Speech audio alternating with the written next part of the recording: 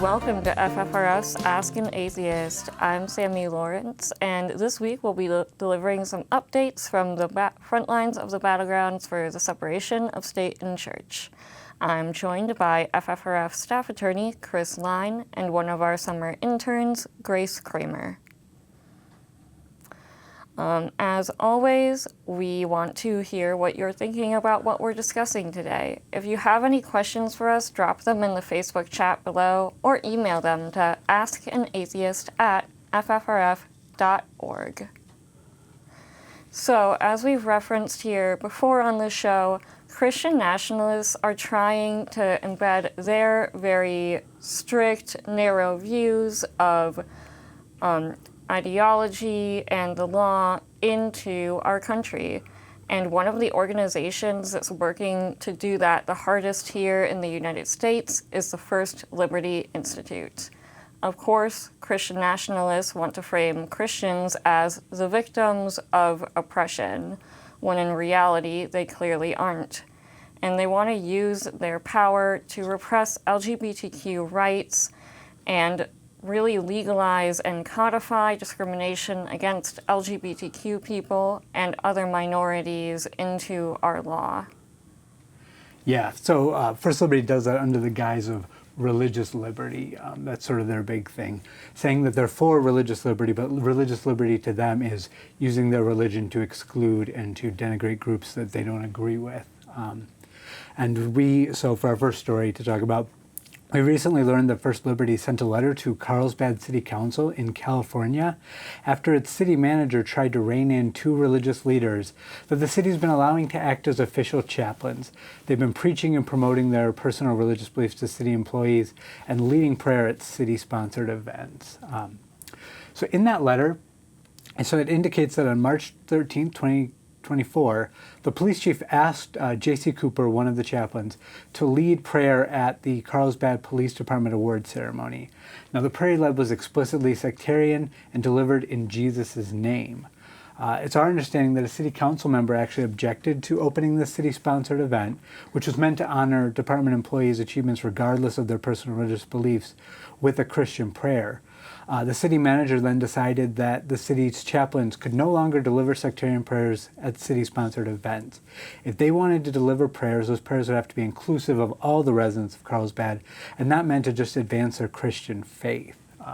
So it's actually our understanding that the chaplains then stopped delivering invocations at city-sponsored events because they refused to do so without being allowed to advance their personal religious beliefs. So that's what this letter is all about, is First Liberty is reaching out to the city and saying, you need to allow these chaplains to preach Christianity. You can't have them come and open your events with prayer and say that prayer can't be to Jesus.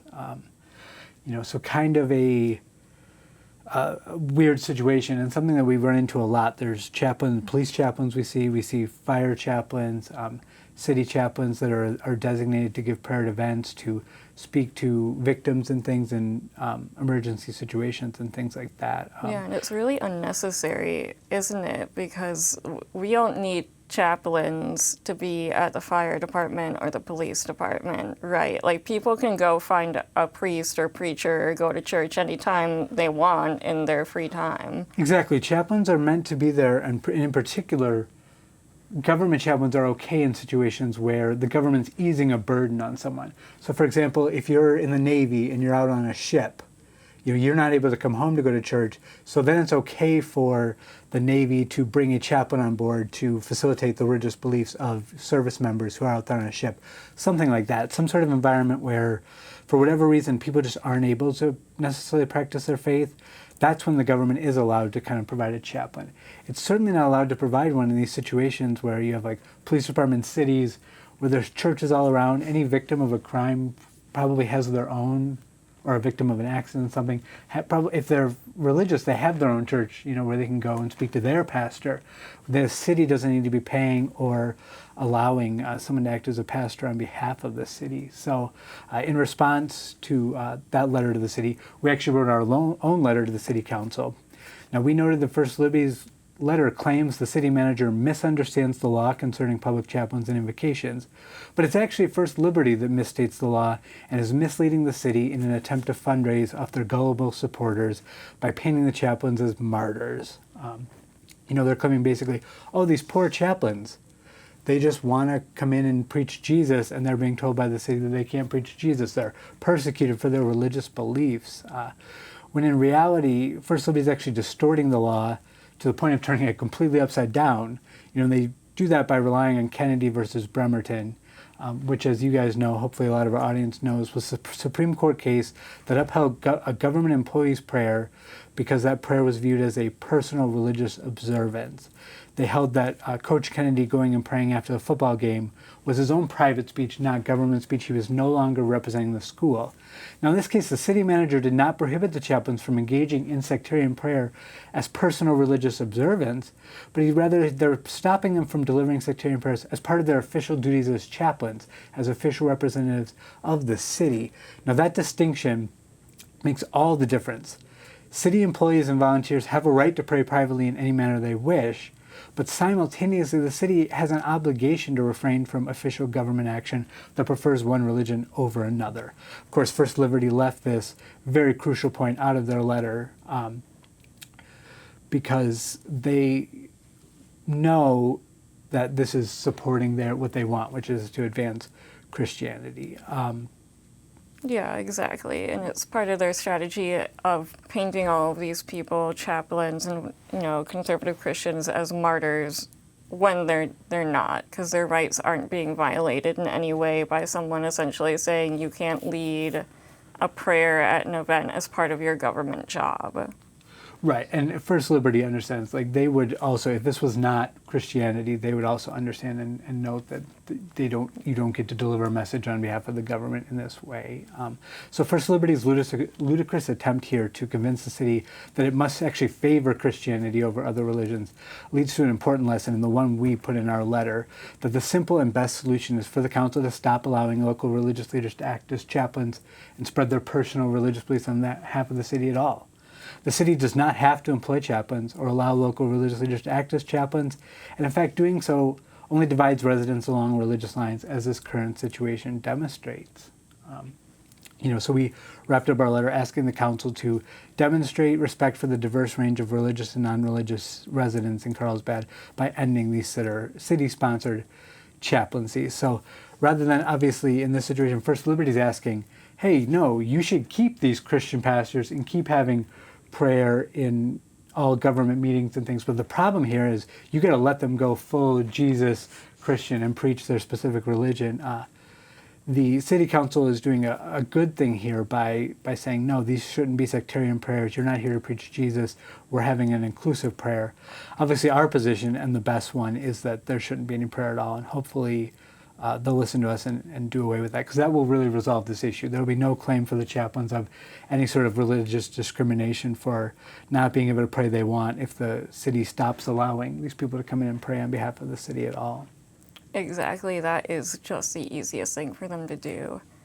And of course, one of the hottest battlegrounds for state church separation continues to be our public schools. This time of year, as school is winding down across the country, we see our usual uptick in graduation ceremony-related complaints, unfortunately.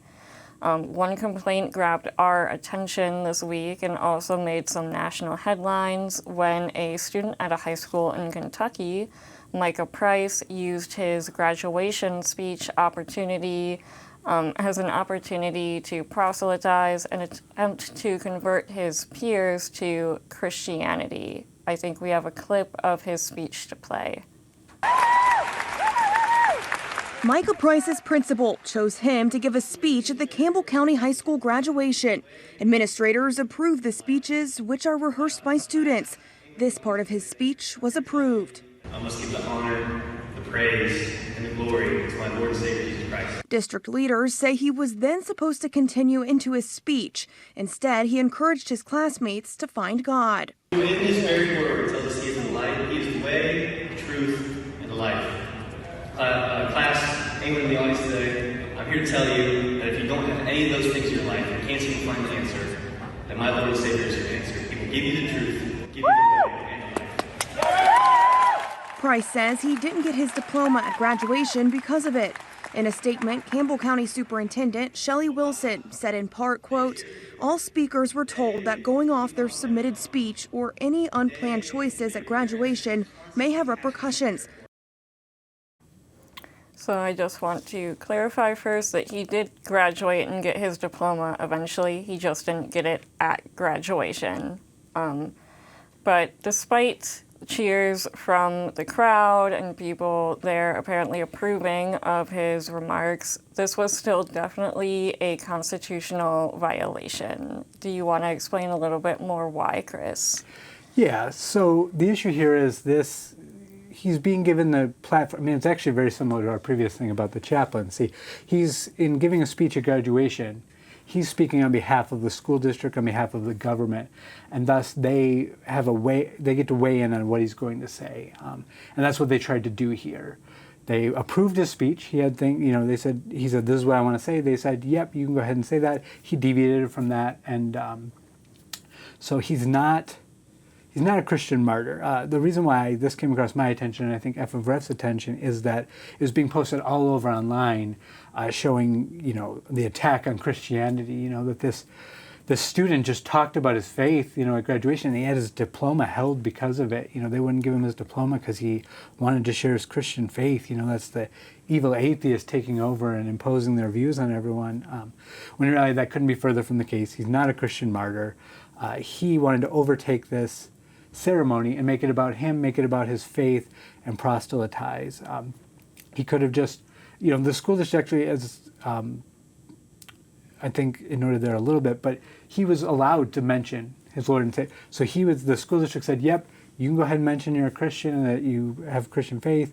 It was the proselytizing that he added on that was outside of his speech, that he went a step further and tried to convert his classmates. And on TikTok, he actually admitted he broke the rules. He said, if anyone's in the wrong, it's me. I went against school policy, school rules. I went against that because I serve a higher power. We see this a lot, not just with this student, but with, Christian nationalists around the country who believe that the rules don't apply to them if they're doing something for God. Like, there's the rules, but if, you're breaking the rules for Jesus, that's fine. There's also, his remarks are obviously problematic for policy reasons as well, aren't they, Grace? Yes. So I think one of the most important parts is that idea of the higher power that he talked about on TikTok. I mean, not everybody in this nation believes in a higher power, but beyond the legal issues here, the students' remarks, they alienated and othered a lot of the people in that audience, any of the non-Christian graduates and their families. So with the prevalence of Christian proselytization in our society, I believe it's easier to see this issue if we pretend that it was a different religion being espoused. So let's say if the graduation ceremony was including devotionals or a call to join the Satanic Temple, I have no doubt that a significant portion of the audience would feel upset and othered by those remarks. The purpose of this graduation ceremony is to celebrate the students, their achievements, their hard work, and to wish them well in the future endeavors. Allowing a student to broadcast the need to turn to Jesus specifically, it completely misses the point of a public school graduation, and it's irrelevant to many of the audience members. Recent statistics have shown that 37% of Americans are non-Christian, and importantly, almost half of students today are non-religious. Exactly. That's why the best policy is to just really clamp down on these things and not allow religious remarks at graduations if schools can help it in any way. There's just no reason to bring religion into something that is really a celebration of everybody, regardless of what they believe or don't believe. And I completely agree with what you say, that not everyone believes in a higher power, obviously. I myself am agnostic, and I was in high school, and I'm personally very offended about the idea that my accomplishments belong to some higher power or deity, and I wouldn't have appreciated that at my graduation at all.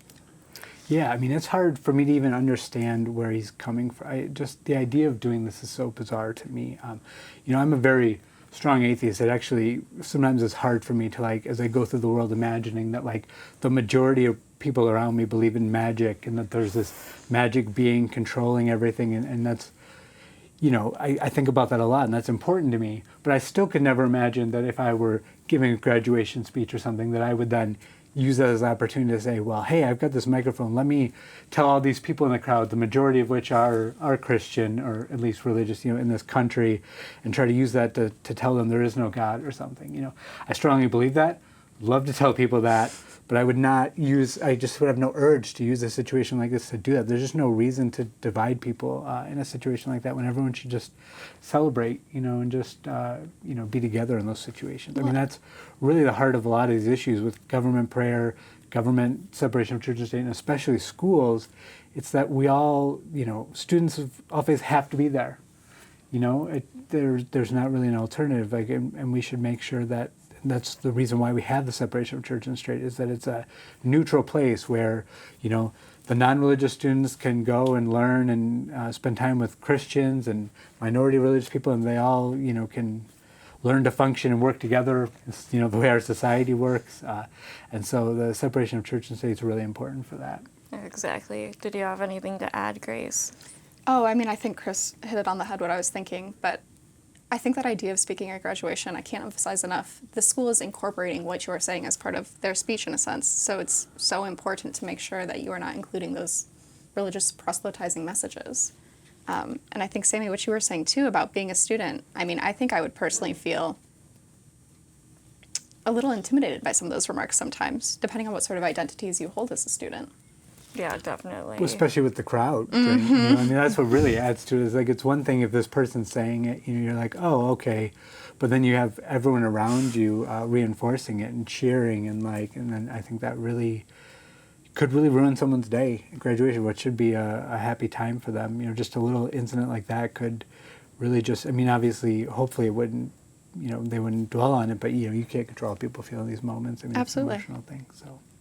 Yeah, on the issue of graduation, and in a very similar issue, FFRF recently, it took a bit of work, but we actually convinced a Missouri school district to end its practice of scheduling prayers at its high school ceremony. So FFRF had learned that Kennett High School in Missouri had a practice of opening all its graduation ceremonies with an official student-led prayer. In January, FFRF legal fellow Hirsch Joshi wrote the school district asking that they end their practice. He said, to respect the constitutional rights of students and their families, FFRF urged that the district not schedule prayer at future school-sponsored events. A bit of back and forth then ensued between FFRF and the school district. The district actually sent FFRF a letter taking the stance that the graduation prayer was valid since it had been a part of the graduation ceremony for many years. Hirsch wrote back, it does not make a difference if a constitutional violation is long-standing. Hirsch also summed up the issue well in his letter. He said it's surely not the district's position that any student may deliver a message of their choosing during graduation. Graduations are not the place for personal religious promotion, just as it would taint the occasion if a speaker promoted their personal political beliefs while speaking to the district. No district would actually want to open up its ceremonies to religious debate by providing general access to the student body. So directly tied into our last story we talked about. Yeah, definitely. For a lot of the reasons that we've talked about already today, this practice is equally problematic, and it's not necessarily surprising, but definitely laughable that the district initially tried to defend this practice by just saying, oh, well, we've been doing it a long time. Like, oh, yeah, if you break the law long enough, I guess it's okay, as if that's how that works. Yeah, unfortunately, they've got friends in the Supreme Court who are now trying to make the way we analyze these cases be exactly that. If we were able to, violate the law early enough, and we can point to a couple instances of it, then we're going to go ahead and say that it's permissible, which is unfortunate. But, here, it's the reason why this is so problematic. You can really emphasize is that multiple people aren't delivering an invocation. This is not a forum. This is not a situation where a Christian prayer gets said, and then someone can say their prayer, and then, this is a representation of multiple views. By having just one person deliver a prayer every year, dictated by the school, it's controlled by the school, they select the student to deliver it, that's not an allowable purpose for a limited or designated public forum. So it's no longer a forum, it's the government, it's the school district officially saying that message, which is why in our last story we saw the school district took action to punish the student for putting him at risk. Luckily in this situation, Hirsch's persistence paid off. The district informed us that it undertook a comprehensive review of its policies and procedures for high school graduation ceremonies.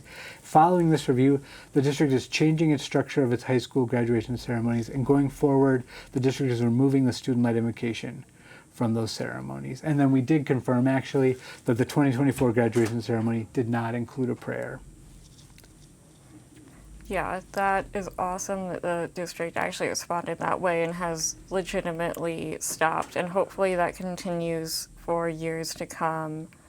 And it is really telling that all these prayers in the past, at least as far as FFRF is aware, were sectarian, and most of them were pretty much explicitly Christian.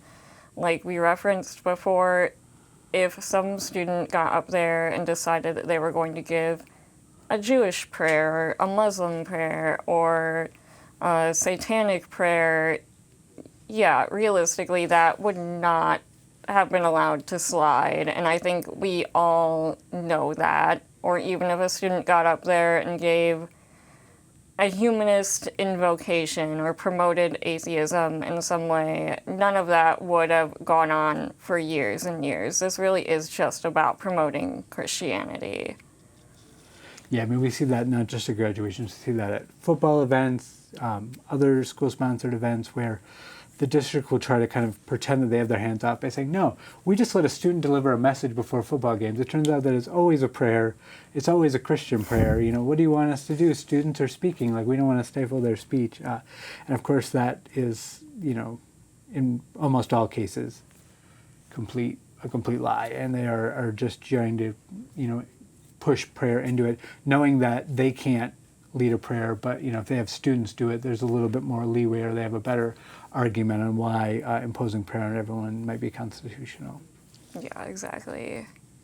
Yeah, and I think as a viewer, it really goes to show the importance of questioning what is normalized and what is indoctrinated into society. Because in situations like this, like Sammi was saying, we usually don't see complaints of minority prayers in the ceremonies themselves, and I think that just goes to show it isn't necessarily that the FFRF is out for one religion, it's just what is normally reported to us is instances of Christian prayer, because these other religions aren't as well doctrinated into what is considered normal, and ergo what school districts let slide. Oh, definitely. In my time interning here, and now almost my 2 years as a fellow, I think my 2-year anniversary is tomorrow, I can probably count on one hand the number of times I've handled a complaint that was about a religion other than Christianity, just because that is mostly what's being pushed in our country.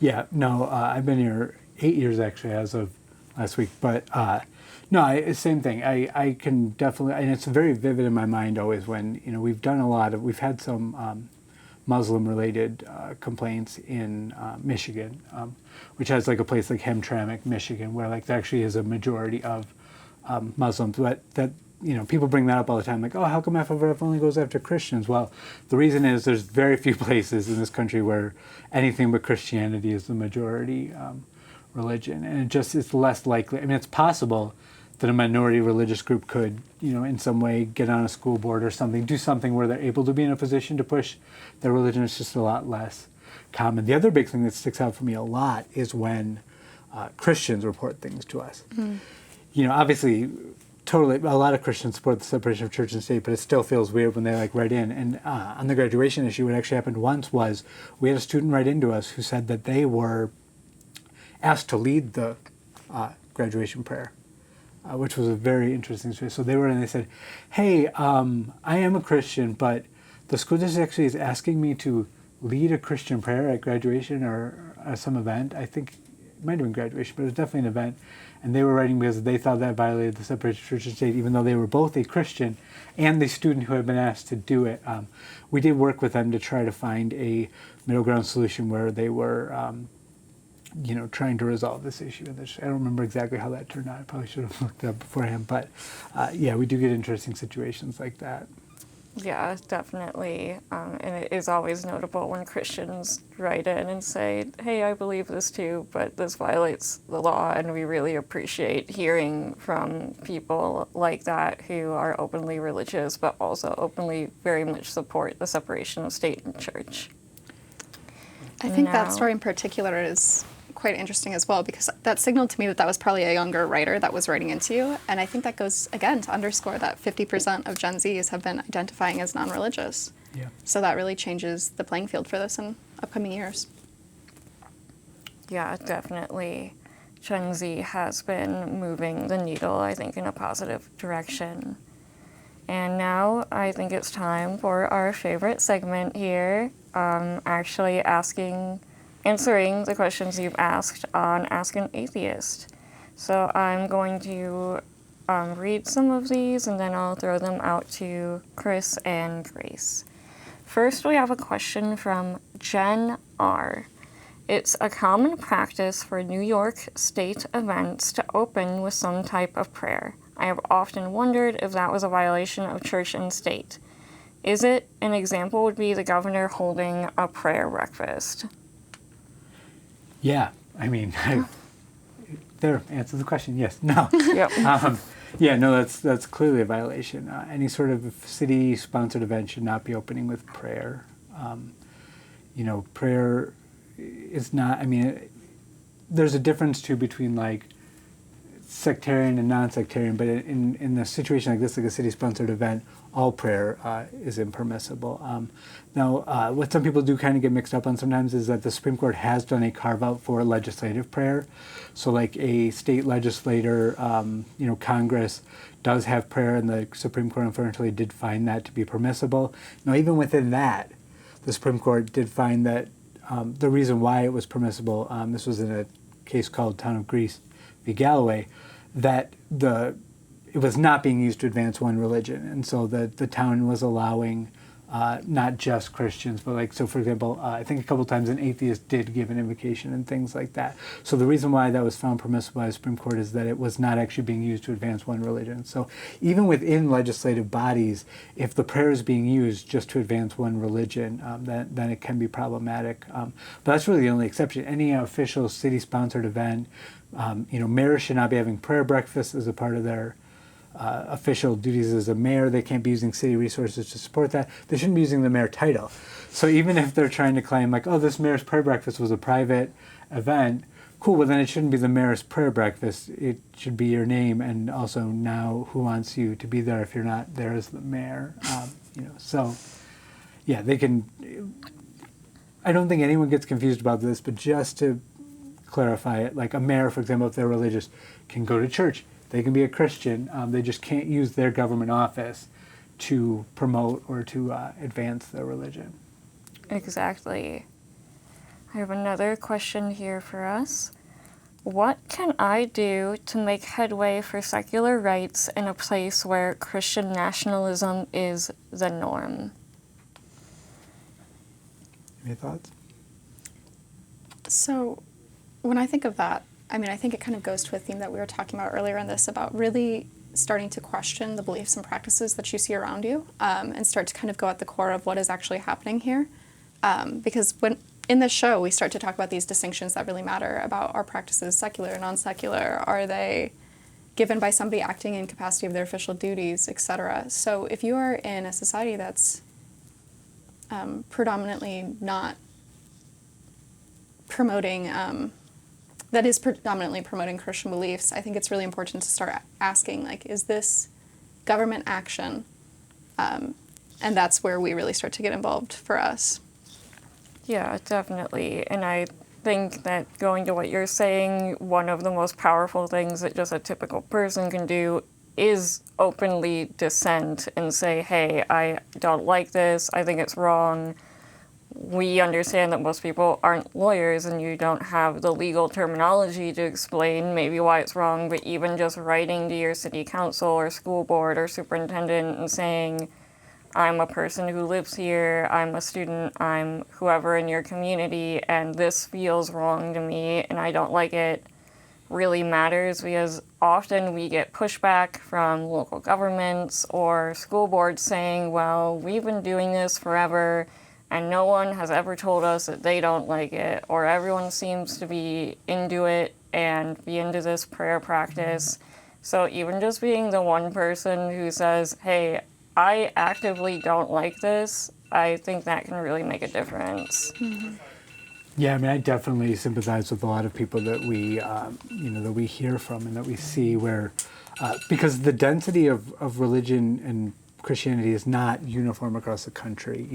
Here in Madison, for example, like Dane County, the last stats I saw was like 60% non-religious, which creates a completely different environment than someplace like a small town in Mississippi or Alabama where truly it may be like 98, 99% Christian, So even though those demographics are good and shifting in our direction, there are a lot of places in this country where like truly the majority of people are Christian, and oftentimes a very particular sect of it. And so I definitely, sympathize. We hear from people like that all the time where they say, hey, FFRF, like I'm an atheist here trying to send my kid to school, and like everything is wrapped in Christianity because everybody else here is a Christian. And in those situations, I think it's even more important to speak up, because there are multiple people out there who feel the same way you do, So we don't know what that real number is, how many people are in that town or something. But if one person stands up, then other people might be more willing to stand up with you. And, unfortunately, there may be some ostracization that comes with that. But we're really lucky for now in this country, and we want to keep it this way, that like you are, for the most part, going to be relatively safe coming out as an atheist, even in some of the worst areas. Like you're not going to be murdered for being an atheist in this country, which is good, and we want to keep it that way. It is good. So, yeah, kind of maybe Elijah over that a little too much. But, just to say that it's not like, we're in a Muslim country or something where like truly coming out as gay or atheist could mean your death. And I think it's even more important now that we speak out when you can, because we need to push back and not let things ever get that way. Because while the majority of Christians are not trying to turn us into like a strict country where not being Christian, is punishable by the death penalty, there's a small group of people who do want that, and we've seen that, unfortunately, in this country, minorities, people who are not, don't align with the main viewpoint, are still able to get laws passed and things like that. I mean, you look at like abortion, which is majority support. Even religious people tend to support abortion, and yet it's able to be outlawed across the country because of a smaller group of people with stricter views trying to stop that. So I think it's really important that everyone do what they can to speak out and to stand up to Christian nationalists and to fight for the separation of church and state, because though they don't realize it, I mean, the separation of church and state supports Christians too. I mean, and it's important for them because it's the same, in the same way that, we don't want Christianity, which is usually what is being pushed. Like they don't want, as we noted in some of our examples, like they would freak out if someone was pushing Islam or atheism or something through government channels. And so we just want to have a neutral government that we can all feel welcome in, and everyone should feel good living in their town and as an important part of society. Well, and Chris, I think that's such an important point about how even within one particular religion, people feel lots of different ways about what should be happening. So that first step of just speaking out, I think it will help people who might not even be aware of your viewpoint or why you have a qualm with a certain practice to start to interrogate it and ask like, okay, even if this is right for me, is this right for everybody here? Should this really be pushed right here? Yeah. Yeah, exactly. We have another good question here. Why do you think that Christian nationalists are striving so hard to fight over what students believe? Yeah, I mean, I think as she had pointed out, that the demographic change is happening quickly, and I think certain groups, Child Evangelism Fellowship that does like the Good News Clubs, they've said it out loud. They literally have videos where they say, if you don't reach a child by the age of 14, like you're not going to make them a Christian, and they know that. So the reason why they're reaching out to such young students, targeting people in school, is they know that if they don't get in there early, like if you're raised non-religious, the odds that you're going to suddenly at 18, 20 years old stumble into religion are extremely small. I mean, it does happen. I'm not going to say it's like never happens, but it's clearly way different than people who are from birth raised to believe these views, indoctrinated into religion. And so they know that, and I think that's a big reason why they push, is to try to ensure that religion goes on, in particular Christianity, because if students aren't indoctrinated young, if they're given, the choice to think about things, to analyze things, they're not told one specific dogma is the truth, given by a divine power, and that they're going to go to hell if they don't believe it, and they'll go to heaven if they do. Like, if you don't get that in there early, it just won't stick. And so I think that's why they're doing that, and they're afraid that because as we see this demographic shift happening, parents aren't raising their kids religious. Even nominal Christian parents often aren't taking their kids to church, and so it's just slowly dying off, and they're trying to reverse that trend and ensure that Christianity remains a majority in the country. Yeah, definitely. I agree. I mean, I was ostensibly supposed to be raised Lutheran, but we almost never went to church. My parents didn't do a very good job of actually indoctrinating us, clearly, because neither me or my sister are religious now as adults. Grace, do you have any feedback either as being a student still? Sure. I mean, I think honestly, a lot of what I was thinking falls in line with what Chris was talking about, where I think when you're young like that, that is a very important time for determining worldviews and belief systems and the things that you rely on that you may not even be able to vocalize. So your kind of subconscious belief systems. And if you are able to start basing those on a higher power really early, I think it's a lot harder to start to challenge that. Because God is a hard person to fight, I would think. Yeah, no, I'll tell a couple quick funny anecdotes here. So when I grew up, so my parents, I assumed they were Christian, I guess. We never went to church or anything, but like if I stayed over at a friend's house, I would go to church with them if it was like a Saturday night. Yeah. In a Sunday. So I ended up going to church a lot with friends as a kid and never really, I guess I just by default assumed it was all true because I was one of those weird kids where when adults tell me something, I just believe it and don't think that they're I think that's normal. telling me a thing. So, but actually what's interesting is, so in middle school though, actually, I started going to church on my own after having gone once with my friend's parents. For a couple weeks, I actually went, got a Bible with my name engraved on it, but I still think even then I just wasn't, without that reinforcement. So the fact that I went to church, heard this stuff, came home, my parents didn't say anything, went to school, nobody was, and this kind of gets back to the question, if you're going to a public school that's not talking about religion, which as we know is neutral, not supporting atheism, it's hard for that to latch. If like you're hearing it at Sunday school, but then you're going to normal school and you're like, wow, the whole rest of the world seems to function without talking about this God person who's super important and running everything, but we seem to function without talking about it. But one funny story, one morning walking to church, because I used to walk on my own Sunday morning to church, I found a note on the ground that said, Jesus loves you. So I feel like some people, that could have been it, I mean, what are the odds? I now know, having worked here and knowing how things operate, that there are people trying to stage things like that who will encourage people to distribute notes and things like that so that serendipitously you could receive a message from God. But I didn't know that as a child, and luckily it didn't have any lifelong indoctrinating effects on me. We have one last question here, I think. Is it easy to take action against chaplains in places like police departments or fire departments? So, unfortunately, it has been a struggle. We hear about them all the time. We write, we explain, but there's actually no specific case law directly on point for that. So there's no case where the Supreme Court has said, chaplains, you can't have these chaplains. And so a lot of our argument on that has been just through the body of law, the clear legal precedent establishing the separation of church and state, that if you follow clearly indicates, of course, the city can't have an official chaplain, pushing religion on behalf of the government.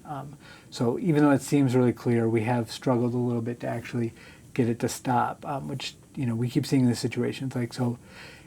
If there was better legal precedent, for example, with this Carlsbad issue where we're telling them they should drop the chaplains, obviously, ideally we'd be able to just sue over it in order to stop that, because they are having these Christian chaplains officially represent the city, but unfortunately the case law is just not there right now. But, we're still able to push back.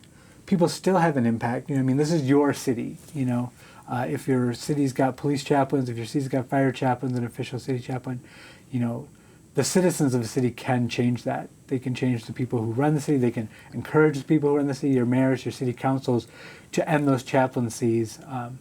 And that's really, for now, unfortunately, going to have to be the way we do it, is through our power as citizens to get these things to go away, because they're not representative of cities, as we noted in these situations. Like, there's just no reason to have an official person leading prayer, or unfortunately sort of preying on victims of whatever accident, whatever things. I mean, I think it's terrible that someone's going through a really tough time.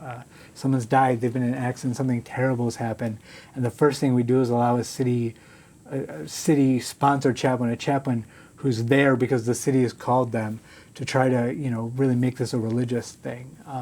Certainly anyone attending that situation could totally say, hey, if you're religious and you want to grieve in a religious way, go to your church. If you don't have one, we can help point you to some churches in the city or something like that. But they shouldn't be bringing a religious official on scene, having them ride with police officers. We've dealt in the last few weeks, Birmingham police and some other ones, where they're having prayers before the police go out, and that can often be led by chaplains, where a chaplain is praying for all the police officers before they go in. In one of those situations, the person who complained to us was one of those officers who says, like, hey, I don't think that my department should be holding these official prayers before I go out to do it. Obviously any officer who is religious and feels like they're going to feel more comfortable if they pray before they go, well, of course they can totally pray quietly, or even out loud. They can pray to themselves. They can make it a thing about themselves if they want to pray before they go on shift. But the government, the official department, police chiefs, things like that, shouldn't be having chaplains or anyone lead those prayers and require everyone, regardless of their religious beliefs, to have to partake in a religious exercise like that. So obviously, we're going to keep pushing on this issue. We shouldn't have chaplains, and we're going to keep fighting them. Yeah, definitely. That's just something we're going to have to keep fighting through activism until we're able to build positive case law, hopefully in the future. Yeah. So I think that wraps up this week's Ask an Atheist. Thank you for joining us here. And don't miss this week's Free Thought radio show. Dan Barker and Annie Laurie Gaylor will be interviewing the author of the new book, The Man Who Hated Women, Amy Sohn, sorry. You can find Free Thought Radio at ffrf.org/radio. Also, don't forget to check out the latest episode of We Dissent podcast, the only podcast featuring all-female constitutional lawyers discussing state-church separation. Listen and subscribe to We Dissent wherever you listen to podcasts, or check us out online at we-dissent.org. If you want more information about the Freedom from Religion Foundation, check out our website at ffrf.org. If you're a member already, thank you. If not, please join us. See you next week on FFRF's Ask an Atheist.